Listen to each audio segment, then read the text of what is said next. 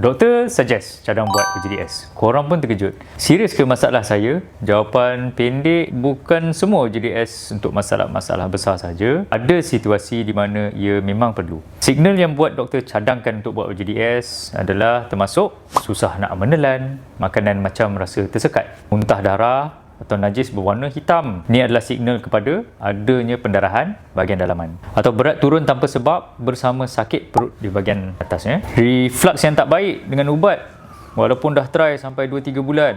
Atau sakit perut bahagian atas yang berulang-ulang, terutamanya pesakit-pesakit yang lebih daripada 45 tahun. Atau bagi mereka yang mempunyai sejarah ahli keluarga atau family history yang ada kanser perut. Ataupun anemia, sel darah merah yang rendah yang tak dapat boleh dijelaskan dengan lain-lain sebab.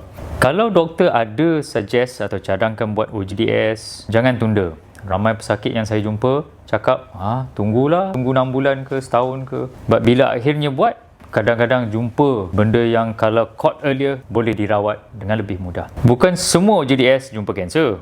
Kebanyakannya jumpa benda-benda kecil yang senang untuk kita urus. OJDS bukan hukuman, ia adalah jawapan. Clarity ya. Kalau doktor cadang, kalau boleh kita buatlah.